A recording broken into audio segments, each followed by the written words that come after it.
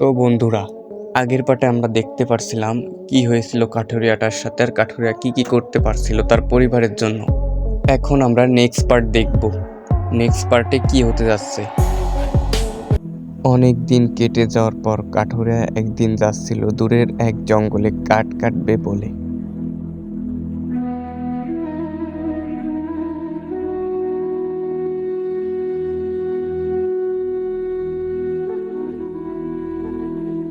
কাঠুরিয়া খুঁজতে খুঁজতে দূরের ওই জঙ্গলে চলেই এসেছিল।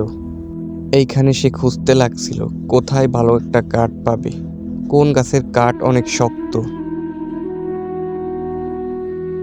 সে খুঁজতে খুঁজতে দেখলো একটা বুড়ো গাছ কাটাভাবে ফেলানো রয়েছে।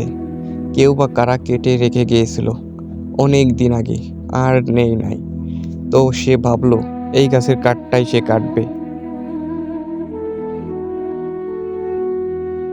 কাঠুরিয়া তখন ওই কাঠ কাটতে লাগলো। সে ভাবছিল এই কাঠটাই নিবে, এই কাঠ অনেক দিন আগের আর এই কাঠ জ্বলবেও ভালো। তাই সে কাঠটা কাটতে লাগছিল। কাঠ কাটতে কাটতে কাঠুরিয়া এখানে টং করে একটা শব্দ শুনতে পারলো। শব্দ শুনে সে ভাবতে লাগলো এ আবার কেমন শব্দ। পরে সে ভাবলো সেখানে একটু খুঁজেই দেখি কি আছে না আছে। পরে সে যা দেখতে পারলো, দেখে তো পুরাই অবাক হয়ে গিয়েছিল। যা দেখছে সে দেখতে পেল যে অনেকগুলো স্বর্ণ মুদ্রা ওইখানে ফেলানো ছিল। সেই স্বর্ণ মুদ্রা এখন সেখান থেকে বাইর করার চেষ্টা করতে চাচ্ছিল সে। বাইর করার পর দেখতে পেল এখান থেকে অনেকগুলো স্বর্ণ মুদ্রা বের হয়ে গেছে, যা দিয়ে তার পরিবার খুব ভালোভাবে আজকের দিনটা কাটাতে পারবে। অনেক অধরের স্বর্ণ মুদ্রা ছিল সেখানে। স্বর্ণ মুদ্রাগুলো একটা ঝোলাতে ভরে সে তার বাড়ির দিকে রওনা দিতে লাগলো।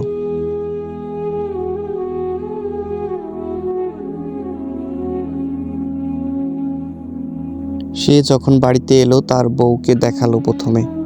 তার বউ তো দেখে পুরাই অবাক, আর খুশিতে দুজনই অনেক আত্মহারা হয়ে পড়ছিল, এতটা খুশি হয়েছিল।